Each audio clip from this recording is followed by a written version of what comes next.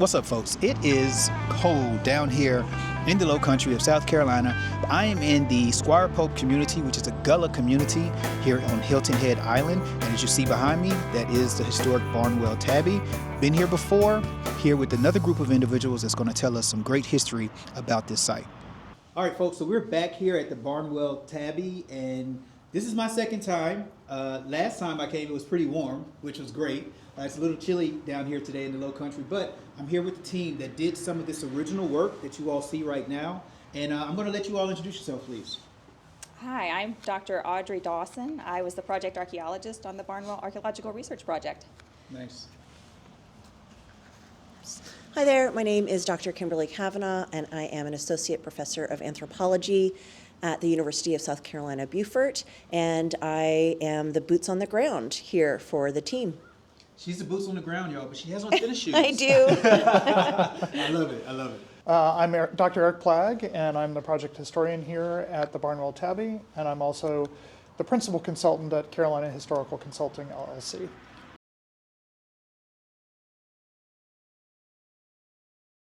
Dr.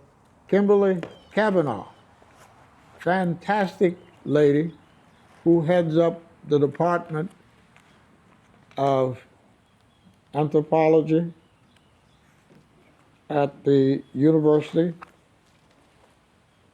who chairs the Department of Anthropology at the university. She then put together a team, Dr. Eric Plagg and Dr. Audrey Dawson. Cool. So, Dr. Kavanaugh, I want to ask you real quick, because you mentioned something that I love, and that's when students are able to get their hands on something tangible, of course, which is history. Obviously, it's what I do. It's what we all are here for. So what type of joy does that bring for you, as well as what are you hoping the outcomes are for students whenever they are able to come to a site like this?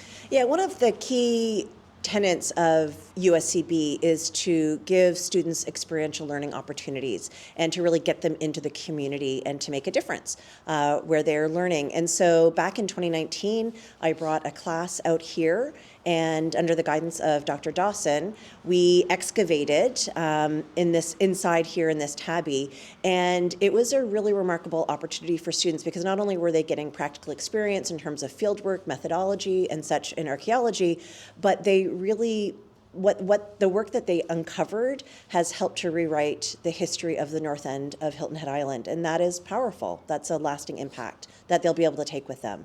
And obviously, I'm sure working with Mr. Barnwell has been amazing. When you brought that to him, what were his original sentiments? Actually, he was the one that came to us. Okay. And so he reached out in 2018, and he had just gotten the walls sort of reconstructed in some of the areas, and he had just put the roof onto the building. Nice. And while there had been archaeology that had been done outside of the building, there were still a lot of questions that were left, and nothing had been looked at specifically inside the building. And so he approached me and said, I have 3 questions. I want to know, when was this building actually constructed? What was the date of it? The second question was, what was it? So there was all these different historical lores, like local lores, that had all these other, lots of different ideas about what it maybe was.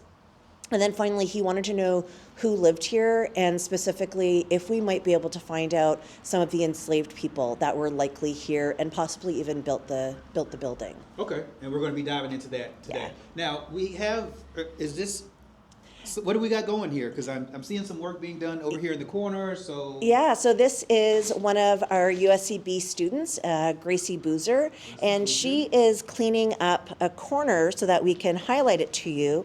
Okay. And this is actually where we went through the floor. So I'll let Dr. Dawson talk a little bit more about the floor and such, but this building has a beautiful floor. And so we've kept this area over here exposed so that we can show it to visitors. Okay. But also what's really cool about this particular spot is that we decided, with Mr. Barnwell's permission, to cut through to see what was happening underneath. And also specifically, we wanted to be able to take geological samples. We brought in geologist from Utah State University, luminescence lab, and she came in and she took samples from underneath the floor, from the floor itself, and also from the wall, and that was so that we could get an independent date verification. And so we used this idea of triangulation, which is used in science, where we take 3 different approaches and we work independently to try to come up with an answer. And this is a case where it worked beautifully because we had our geological testing that was being done, we had the archaeology that was being done, and then we also had Dr. Plagg's archival research that was being done. So we all went off and did this work, and when we came back, we were pretty delighted to find that it all corresponded quite tightly in terms of the date of when this building was probably built. So I'll let them talk a little bit more about the dating though. For sure. Let's get into it. All right, so right now we see obviously roads, busy streets, homes, outside of the Tabby, of course. What, from a speculation standpoint, do you think this would have looked like when this was erected? So I think a good way to think about this area on this end of Hilton Head Island during the 1760s, when we think this house was originally constructed, is that right out here, kind of beyond the tree line, is Skull Creek. Okay. And there were parcels located along the creek here that were being developed in the 1750s and 1760s by property owners. We know, for example, that a little further south of here, there's a mansion that shows up in maps from the 1770s called Eden. We believe that this structure was a house called Marabui, and then a little further up the coast near the Tall Bird Oak was a house called Mount Pleasant. So you would have had these widely spaced out residences. We call them plantations, and I don't want you to think about that in terms of 19th century plantation structure with a slave row and all of the usual accoutrements of a 19th century plantation. This would have been a fairly modest house. There would have been likely some outbuildings here. We're not really sure yet whether the cooking occurred inside the structure or outside the structure. And then we know that Henry Ladson, who was likely the person who built this house and who resided here in the late 1760s and up until his death in 1771, we know that he was engaged in indigo production. Most likely because he would have needed a water source. He would have either been toward the shore or toward one of the low areas at the back where there would have been fresh water. We haven't yet found evidence of where exactly that indigo production took place, but he would have had it away from the house because indigo production is a pretty smelly business and you wouldn't want it near where you're living. So, sure. Can you give viewers some context on indigo, its origins? I know that here in the Gullah community, that was part of some of their tasks as enslaved folks on plantations. So can you give folks a little bit of background on indigo growing? I should say for the record that I am not an indigo historian. There you go. So I'm going to give you a very quick overview of what would have been involved. So indigo was a native plant. There's a very complex history regarding the trade of indigo, where it became desirable for the British to find alternative sources of indigo here in the colonies. And because it was native, one form of it was native to South Carolina, early settlers here in South Carolina realized that there was money to be made from the indigo trade. And so they would harvest that locally. And essentially you would boil down, I believe it's the root of the indigo, to create just a beautiful blue dye that was very desired in textile production. And so that process, which I don't know a lot about. Remember, y'all, he's giving us the quick and dirty. That's right. That process was, because you're boiling it, it would have been a very tedious and difficult labor process. And as I mentioned, the odors that were produced by it, some of which were toxic, would have also had its own challenges, and you would have wanted that away from places where you were actually residing. Okay, got you. So I'm learning something too as it relates to the odor and everything. So how about we go inside? Yes, absolutely. Now, during that time period, obviously there were indigenous folks in the area. Do we have any indigenous history connected to this site? Yes. I think one of the things that often gets overlooked is that prior to the construction of this house, there are tensions with a local tribe known as the Yamasee that continues for decades. And so prior to European settlement of Hilton Head Island, you would have had harvesting of local resources taking place here on the island, and most likely Yamasee living here on the island. I am not a Native American historian. I'll have to yield to the Native American historians on exactly what that would have looked like. Sure. But one of the things that we do know that ties to this house is that there are a number of shell rings located in fairly close proximity to this site. Okay. And these shell rings would have been harvested by Europeans to create the tabby walls that you see surrounding us here at the Barnwell Tabby. Okay, gotcha. Good stuff. So, jump on in. This project and your part in, how you were part of the cultivation and the preservation, what are we looking like? So when I first met with Mr. Barnwell, he basically laid out our research design by asking us 3 questions. He wanted to know when the tabby was constructed, who constructed it, who lived here, and names, and what was it used for. Previous archaeological work was done by Dr. Michael Trinkley in the 80s, and the testing was all conducted outside of the structure. The artifacts recovered were very sparse. There were just a few, maybe I think 14 artifacts were found, and most of those dated to 19th century. Okay. Actually, all of them dated to the 19th century. So when we came in, we specifically focused on the interior, because also during the late 1980s, Mr. Colin Brooker came out and did an architectural survey of the remains of the tabby structure. As you can see, the structure's been recreated. Yeah. So these dark areas are the original tabby that was here. And then when Mr. Whiteman reconstructed it in the 2000s? Mid-2000s. Mid-2000s. So the dark structures are the original, and then this lighter shelf part are the reconstructions. And hopefully y'all can see that. Like right here, it's much darker than it is over here. Which I guess over time, eventually it will morph into dark. Being darker, would that be accurate? Yes. Perhaps? Yes. And another 200 years, you won't be able to. Yeah. But in the 1980s, Mr. Brooker came out and recorded the remains of the tabby ruins, Okay. which were actually more than you currently see here. So then in the mid-2000s, they reconstructed the tabby based on Mr. Brooker's measurements and notes. And Mr. Brooker acknowledged that there were no chimneys on the end of the structure, on the shorter ends, which would have been a significant thing of a domestic structure. As you can see, though, we have these beautiful windows on this side. It's true. So he said that, or he suggested that archaeological work needs to be taken place inside the structure to see if there was a central chimney. So that was our goal. We came in, and you can kind of see the depression where we put our test unit right in the center. Well, we did not, when we started down, we came into a very, it was a rigid, coarse tabby, which was not like the surrounding floor. We also found out through talking to Mr. Barnwell that there was a huge tree that was here. So it seems the tree roots pushed up the floor. So we did not pick the best place. But this coarse tabby was completely different from the surrounding floor, which is a much finer tabby with like a smooth surface.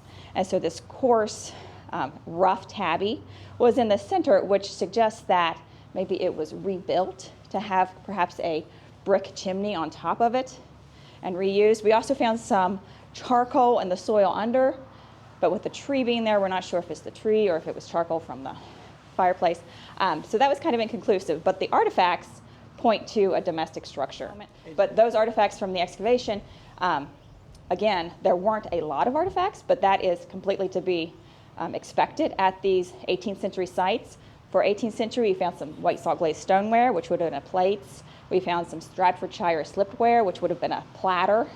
We found a rim shirt of one. We also found a handle from Staffordshire slipware mug or pitcher. And then we also found a piece of lead glazed redware, which would have been either another pitcher or some sort of jar. Okay.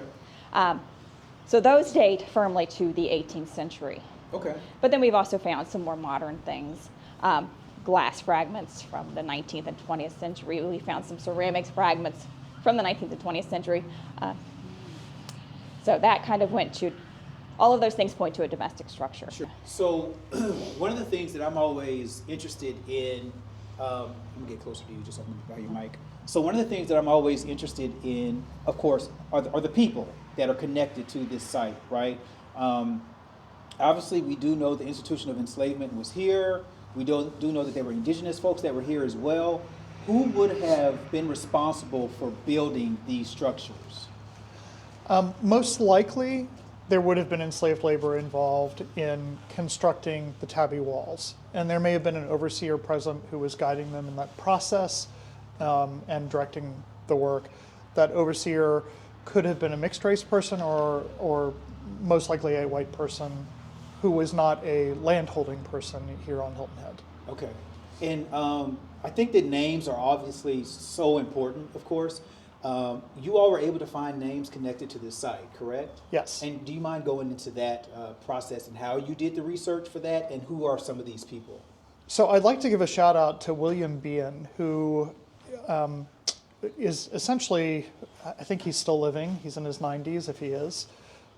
He was someone who had a fascination with land records on Hilton Head and spent much of his free time, almost 30 years, researching pre-Civil War land holdings on Hilton Head and assembled an absolute treasure trove that's held by the Beaufort District Collection at Beaufort Public Library.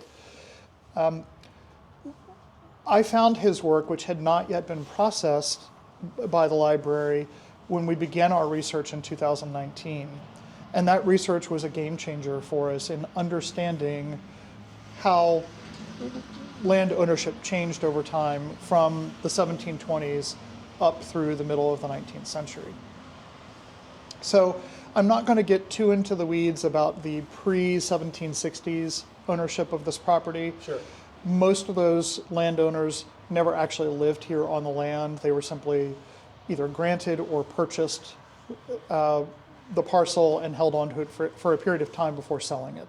And if you like this type of content, please, I'm asking you, subscribe, share, and also consider becoming a member, as those types of contributions help with travel, lodging, and food in my stomach. I'd appreciate it. Right. Now, as it relates to the names of people that we knew lived here outside of the Ladsons, Yes. do we have any of that information? So I have a wackadoodle story for you. Okay, I'm ready for it. So one of the things that came out through my research is that when Henry Ladson dies in 1771, his widow Elizabeth remarries to a gentleman by the last name of Martin Angel, who has a home over on Defusky Island. And when we get to the American Revolution a few years later, Elizabeth Martin Angel, now Martin Angel, is living over there. And she has apparently gifted, and I'm not going to get into the weeds about how we know this, but she has apparently gifted to her daughter, Mary Ann Ladson, and her new husband, John Talbert. John Talbert would have grown up at Mount Pleasant, just up the river here a little bit. She essentially gives this house to them as their new residence as a wedding gift. When the war starts, John Talbert goes off and fights for the Patriot cause in the Revolutionary War, and Martin Angel chooses the side of the British. So all along Skull Creek, you have this tension between Tories, the people who are siding with the British, and the Patriots, and it often leads to local warfare, if you will. And on two occasions, there are actually raids along the coast here, one of them in 1779 by the British, the other in 1881 by Tory supporters of the British. And in that raid, we know with certainty that Martin Angel comes to this house and tells Mary Ann Ladson that because they are related, he will allow her to remove her furnishings from the house. She also has an infant child at this point, and he then sets fire to the house. Oh, wow. So you're probably wondering, where is John Talbert? Well, in 1780, John Talbert is captured by the British, and he's in a prison in Charleston. Okay. So that's why he's not here. Okay. This story gets passed down through the Talbert family. There was initially some confusion about whether this was happening up at the Talbert ancestral home, basically the old Mount Pleasant house up the river, or whether it was happening here. We're now fairly confident that it was happening here for a variety of reasons I'm not going to get into. Sure. Eventually what the Talberts have to do when the war is over is decide what to do with the structure. And we think that ultimately what they decide to do is either build a new home and leave this idle for a while, or they renovate this house, and that's what creates the decision to put down the tabby floor. The tabby floor definitely is not original to the house. That is a later addition to the property, and Audrey can talk a little bit more about how we know that. One of our remaining questions is, who is living here after the Revolutionary War? Right. And there are some relationships that John Talbert has with other patriots, as well as some confusing land transaction things going on in this immediate vicinity that lead us to believe that possibly John Leecraft was living in this house at the end of the 18th century. And what is the connection to the area? So John Leecraft actually raised John Talbert Okay. and educated him. So he was a little bit older, but he, I think most of his life remained unmarried, and I don't believe ever had any children. And the relationship between the Leecrafts and the Talberts was a very close one. Fast forward to the early 1800s, we are pretty confident that this structure is again being used as a residence. So that sort of covers the white people who we know were living here.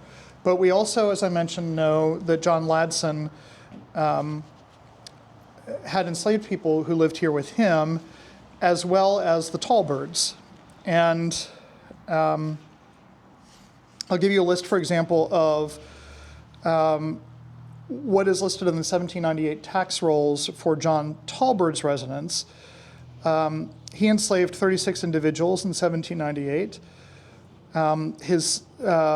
The census data from 1790 showed that there were a total of 27 enslaved people on his properties in 1790, and in 1800, a total of 41 enslaved people. Now, at that time, the Talberts not only owned this parcel, but also the parcel further up the river, formerly known as Mount Pleasant. So we don't know exactly where each person may have been. And I don't know that we'll ever know that with certainty. But perhaps more interesting is Henry Ladson's inventory from his estate, which was created in 1771.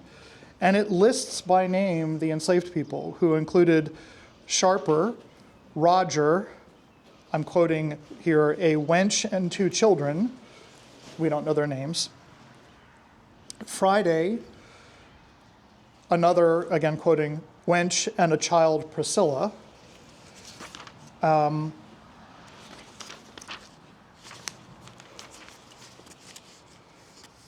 Also quoting, a wench and a child, Matillo, expressed as ditto Matillo in the inventory. And so that gives us some idea of some of the names of people. Unfortunately, it's very difficult to trace what the rest of their lives may have been like after that brief mention in the 1771 inventory. Right. One of the things that Mr. Barnwell really wanted to know when he asked the question of who lived here was whether there were any people associated with the Barnwell family who may have lived here. Mm-hmm. And I'm going to jump forward a little bit in time and talk about this parcel during the Civil War. Okay. So probably by 1860, right before the Civil War breaks out, it is almost certain that this property was owned by the Pope family. And what's interesting is when the war breaks out, because this land is pretty quickly captured by Union soldiers, many of the residents flee to the mainland for fear of being captured, imprisoned, etc. And they leave behind mainly the people that they had enslaved, who are then, many of them involved in part of what's known as the Port Royal experiment. I'm not going to go off too much on what that involves, but it was basically a federal government proposal to, as the name implies, experiment with the idea of whether black and formerly enslaved people can live independently, have their own schools, etc.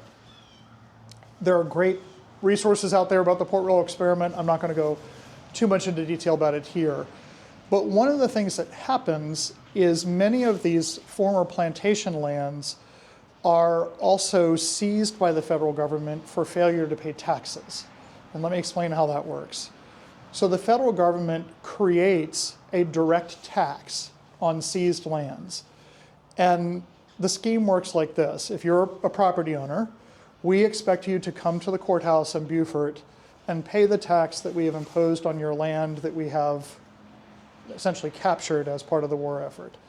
Well, no one aligned with the Confederacy is going to take that gamble to show up at a Union courthouse and pay their tax, right? So then those property owners essentially are in default on that tax, and the federal government seizes those lands and prepares to auction them. A lot of that auctioning happens in some parts of the Port Royal area. And in the village of Port Royal, for example, many of those parcels are sold off to other people, and many of the people who are buying them are in fact formerly enslaved people who then build their own homes on that land, etc. But the area along Skull Creek is never sold. It's reserved by the federal government for possible future auction or possible future use by the federal government. That future use never comes to fruition, and eventually after the war, many of those old property owners come back and pay their back taxes and redeem their former lands. In the interim, though, the federal government realizes there's an opportunity to make money off of these lands that they're controlling. And so they essentially lease these lands to people who are here on the island for various agricultural purposes. And so some of those leaseholders will be white speculators who have come down and see an opportunity, but sometimes they will be local black people who have, in one way or another, acquired some money or a sufficient amount that they can pay that lease. And we know for a fact that there was a leaseholder here at the Barnwell Tabby who then, beyond that, parceled out to other people who were working the land, almost like a sharecropper type of arrangement. The parcel here, and it was a very large parcel, the Pope lands were at that point, almost 2,000 acres of land. But it would have included this structure. So as part of the research I did, I went to the National Archives up at College Park, Maryland, and pulled the claims records from the Pope family when they sought to redeem this land. Okay. And included in those papers was an inventory that one of the people working for the federal government had done, where he went around to every one of the parcels on Hilton Head Island and made a list of everyone who was sharecropping on that land. And for the Pope lands, that list includes a Barnwell name, a William Barnwell. Okay. So that was very exciting for Mr. Barnwell. Sure. Does he know exactly who that is? That an ancestor of his, or just the name association was satisfying? We think it's probably a relation of some sort. We have not yet done the family tree work to try to put together exactly who that was. So with a site like this, with the line of work that you do, how important that this specific site is preserved and available for public consumption? Well, especially on Hilton Head, where so many of the historic structures have been replaced by golf courses and hotels and resorts, it is really important to preserve a cultural icon like the Barnwell Tabby, just as a space of memory for what the island originally was. In terms of the history of the island, which has, there's very little mention of the enslaved laborers on the island. So it's really important to have a structure like this and create interpretive signage so that people can visit the structure and learn about the enslaved laborers from the 18th century and 19th century. Are there any more structures like this on the island that are still standing? To my knowledge, I've seen people make the claim that this is the oldest preserved structure or remains of a structure on Hilton Head Island. Okay. I agree with Audrey. I'm not in the business of making bold claims like that. I can certainly say it is one of the oldest on the island. I think its value as a site lies in its ability to really interpret for us through both archaeology and historical work, essentially the history of this part of Hilton Head Island from the middle of the 18th century all the way up to the 20th century. And there are a lot of gaps there. I think a lot of people don't realize that in the 1860s, during the Civil War, the Beaufort County officials have this great idea where they're going to preserve all their courthouse records by moving them to Columbia. In theory, it was a great idea. Unfortunately, in 1865, the courthouse at Columbia is burned, and along with it, many of the records of the counties that chose to do exactly this and send their records there for safekeeping. So rebuilding transactions, particularly from the early 19th century on Hilton Head, is a very difficult thing to do because many of them don't survive. The same is true with many of the wills, many of the inventories from the period. And so we're always sort of piecing together scraps to better understand the lives of landholders here, what their landholdings may have looked like in a given year or at a given point in time. And a lot of times we rely on family collections that later found their way into repositories in the state to help us rebuild that. So going forward, we talked a lot about the history, right? There's a roof that's on now. I want to say years ago when I came down here, there wasn't a roof. And I've been coming down here for probably about the better part of 15 years off and on, just, vacationing or just researching. So that's up now. Obviously there's, I remember when Mr. Barnwell, when I was talking to him previously, he said that when another family member owned it, like people would just come and pick pieces off of it, etc., and he put an end to that. But at the demise of my father, I thought I was not happy when he would allow persons to come by and take a piece of the tabby with them, because people would ride by and say, "Oh, that's a nice looking old antique building. Can I have a piece of that?" He said, "Oh yeah, go ahead, get a piece." So they'd take a piece. I didn't like that too well. I said, "Wow, we should be preserving that." And at his demise, I decided to fence the property in. And so that stopped that. or what have you. What is the narrative moving forward that you all would like to see for this site, or that's happening real time? Oh, that's a tough question. I would like to see the site preserved, and which Mr. Barnwell is doing a fantastic job of doing by installing the roof to protect the walls, remaining walls. Well, I think there are still so many questions for us to answer about how the site was used. I was communicating with Audrey and Kim, actually, I can't remember if it was last night or this morning, but a rabbit I've been chasing lately is the question of the role of this site during the War of 1812. One of the most overlooked conflicts in American history. We barely touch on it when we're in school, and about all that we learn is that the White House was burned, and nobody. When they were impressing soldiers, and maybe we tried to annex Canada. That's about all you get out of that. And so we also know that the family that owned this property in the 18 teens into the very early 1820s, the Filers, they abandon the property and leave, and we don't know why.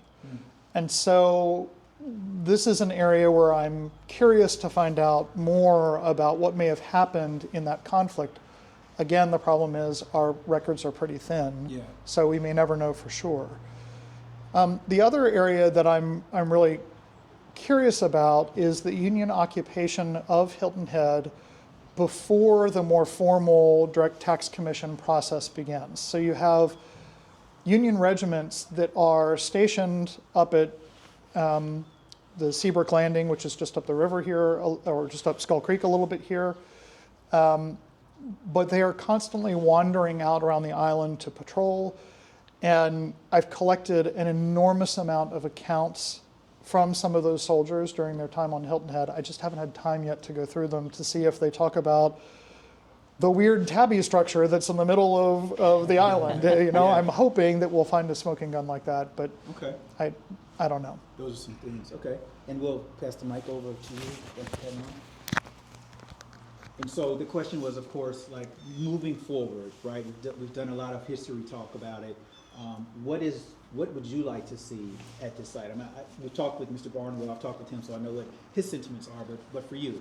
Yeah, I mean, I would like to see that it is a site that is obviously preserved and made available for public education. And so I certainly don't want to speak for the Barnwell family, but I do know that they are looking at some different possibilities of preserving the land, not necessarily ever to be just sort of open to the public, but certainly making it a lot more accessible. And so a few things that we have done already is that we have been holding K through 12 field trips to come out to the site, which has been a lot of fun. And students are really engaged. We've had everyone from third graders through to high schoolers here, and they get a chance to do a little bit of excavation. They get a chance to work with some, not the actual artifacts that are part of the official collection, but certainly the other artifacts that, as Audrey mentioned, that were found by Mr. Whiteman during the reconstruction here. And so they're able to handle those things, and students are really impacted by that. And I think it's so important for the local kids to know, and also just the local community, to know that there is history here. That they don't need to go elsewhere to learn about history, that where they live is important, and that it is valuable and it needs to be learned about, and it also needs to be preserved as well. So in terms of some of the work that we're going to be doing to extend the site, is that we're moving out of the protection of the tabby roof, and we are actually going to be starting an excavation just to the side here at another site that was marked by, or was noted by Dr. Trinkley in the 80s. And we are going to see what is happening there. And again, I'm going to be bringing in students. So Dr. Dawson is going to be laying out the unit. She is directing the methodologies that we're going to be following. And then I'll be bringing my students on a weekly basis to actually excavate. Okay, excellent. So in closing, I would like for us to, obviously I'm a history guy, clearly, right? And I'm always encouraging our young folks, or just people in general, to become more interested and inquisitive about history. What is your call to action for individuals that may just ride by this road and see that, oh, there's a cool structure that's there, right? Like, what are some things that you feel are call to actions that they can do to learn more, whether it's independent research or reaching out to the Barnwells? What are some of the things that you're hoping that people will start doing when they see more activity happening in this area? Well, I do know that whenever we are out here, people stop by. They want to know what is happening. I will quote Mr. Barnwell by saying that the most important thing that people can do is to be curious. Yeah. And I think that is definitely a mantra that he has lived his life by, and is just being curious, asking questions, and wanting to get more involved. While we do have some like student field trips, more like educational field trips, we have had some public days as well. That is something that we're wanting to do going forward again. And when we've had the public days, there's been tremendous turnout. People coming here and also just sharing with us how what this building means to them as they just drive by every day. It's amazing how much a structure that they don't have any connection to, but that they drive by every day holds their imagination. Yeah. And so just by making sure that the way that they are voting in local politics and local decisions, making their concerns known when it comes to how the communities are being developed, that this is important. I think that is probably the most real way that they can have a direct impact in making sure that sites like this are preserved. Well, I think as a historian, one of the things that frustrates me, and I'll give you an example. So for decades, the assumption was that these ruins were the ruins of William Squire Pope's home. They were not. William Squire Pope never lived in the structure. We can say that with pretty clear authority just based on maps that do document where Pope's house was. But when people look at the work of older historians, older archaeologists, they tend to repeat things that they read without fact-checking them. And so you've got, as Kim referred to earlier, a whole bunch of lore about this site, most of which is not true. And so I think that's one of the things that I would urge people to do when they talk about this site, to just really be sure they're talking about things as we understand them now and not how they were understood 65 years ago. So that's a challenge because people tend to prefer the lore that they hear from their grandparents or that they read in a book that they saw in a used bookstore, etc. But sometimes the story is much more complex and frankly much more interesting. The other part too that I think is important is to continue with Mr. Barnwell's mission to better understand the role of the Black community at this site. And I think there are a lot of questions we haven't gotten to yet about what sharecropping or that essentially lease process would have looked like during the Civil War and how the structure would have been used during that time. We don't know yet. There are also really important questions about the Reconstruction period and later as this property transitions from the descendants, the Woodwards, who were descendants of the Popes. It transitions from the Woodward family into the Black community here on Hilton Head. And we really don't understand how the earliest of those Black families used the structure during the late 19th century. Yeah. Excellent. All great points, all great points. And again, this is a Gullah community as well, which is, what you were alluding to, the importance of being able to make sure that that's identified because of the fact that so many of those communities are being, unfortunately, encroached upon. And so, this was my second time here, and again, great education. Like I always tell you, if this type of content is something that you enjoy, something that is educational and that broadens your horizon and competency in unheralded history, then please make sure to subscribe and share. I will leave in the link the original interview with Mr. Thomas Barnwell, and thank you for watching. Peace and blessings.